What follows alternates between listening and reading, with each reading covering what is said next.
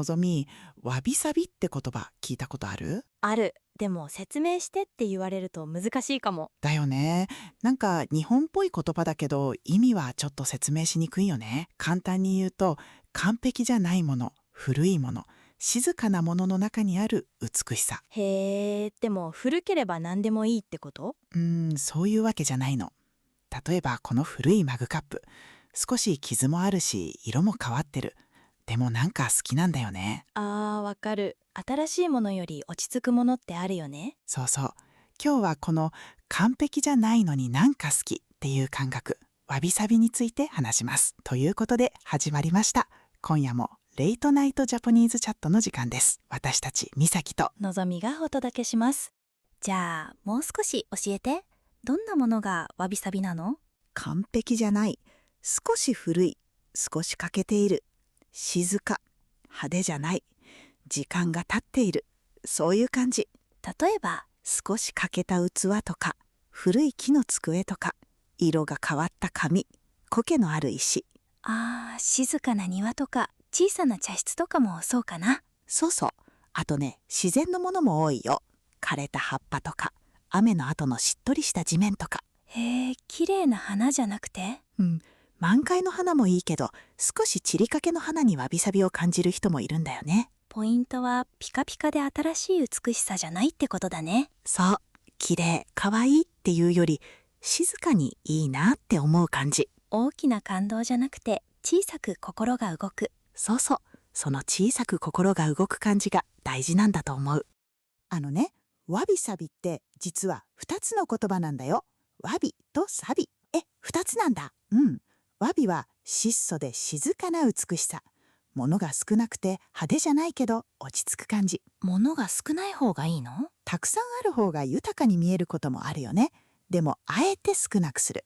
その静かさを楽しむ感じ。なるほど。じゃあサビは？サビは時間が経って古くなったものの美しさ。色が変わって少し古びて、でも味が出る感じ。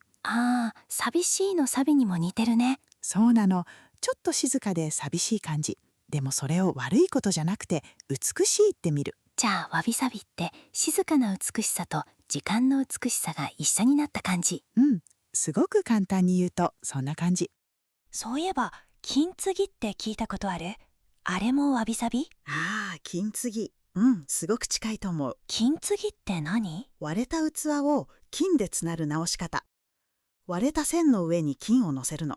割れたところを隠すんじゃなくて？そう、そこが面白い。隠さないの。逆に金で目立たせる。へえ、傷をきれいに見せるみたいな。そうそう。割れたこともその器の歴史の一部。だから消さないで大切にする。なんかいい考え方だね。壊れても終わりじゃない。壊れて直してまた使う。その時間が美しい。まさにわびさび。傷があるから逆にいい。そう。完璧に元に戻すんじゃなくて、傷ごと好きになる感じ。でもね、ここ大事。わびさびは汚いから美しいじゃないの。じゃあ部屋が散らかっててもわびさび？それは多分違う。違うか。ただ片付けてないだけかもしれない。わびさびじゃなくてただの生活感。そう。例えば同じ古い器でも、ほこりだらけでほったらかしだったらわびさびとは言わないよね。同じ古さでも違うんだ。わびさびには大切に使ってきた時間があるんだと思う。手入れされて静かにそこにある感じ。大切にされた古さとほったらかしの古さは違う。そう。そこがわびさびの大事なところ。そういえば前に物の哀れの話もしたよね。したね。あれと似てるけど違うんだよね。どう違うんだっけ？物の哀れはすぐ終わるものの美しさ。桜とか蛍とか七夕の一夜とか。パッと咲いてパッと散るやつだね。そう。短いから心が動く。すぐ消えちゃうその一瞬が美しい。で、わびさびは？わびさびはゆっくり古くなるものの美しさ。器とか木とか苔とか、何年も何十年もそこにある。わかりやすい。物の哀れはすぐ消える。わびさびはゆっくり変わる。そう。片方は一瞬、もう片方は時間。散る美しさと古くなる美しさ。どっちも日本語の中にある感じ方だね。それでね、わびさびって昔の茶室だけの話じゃないんだよ。そうなんだ。今の生活の中にもたくさんある。長く使っているマグカップとか、古いノートとか。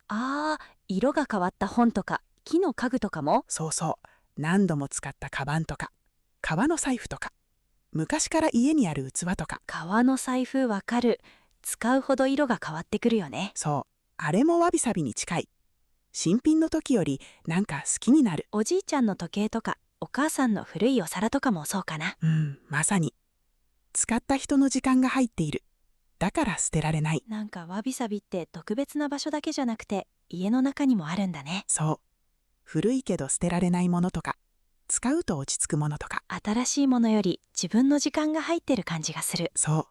それがわびさびに近いのかもしれない。あとね、物だけじゃなくて人にも少しあるかもね。完璧すぎる人ってちょっと遠く感じることある。少し不器用だったり、ちょっと抜けてたりすると近く感じることもあるよね。完璧じゃないから安心する。そう、失敗したり、年を取ったり、それもその人の生きてきた時間だもんね。シワとか白髪とかも相関があるといいね。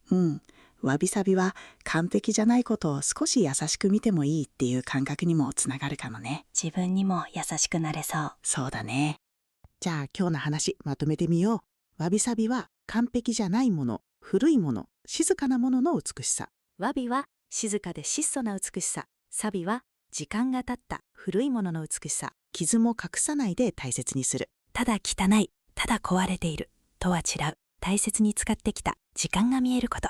そして物の哀れは一瞬の美しさ。わびさびは時間の美しさ。今日もいい言葉だったね。全部が新しくなくてもいい。全部が完璧じゃなくてもいい。時間が経ったものにも美しさがある。それがわびさびの面白いところだと思います。皆さんの家にも古いけど好きなものありますか？完璧じゃないけどなんか好きなものありますか？よかったらコメントで教えてね。今夜も聞いてくれてありがとうございました。この番組があなたの日本語の居場所の一つになれたら嬉しいです。よかったらチャンネル登録してまた帰ってきてね。また次回レイトナイトジャパニーズチャットでお会いしましょう。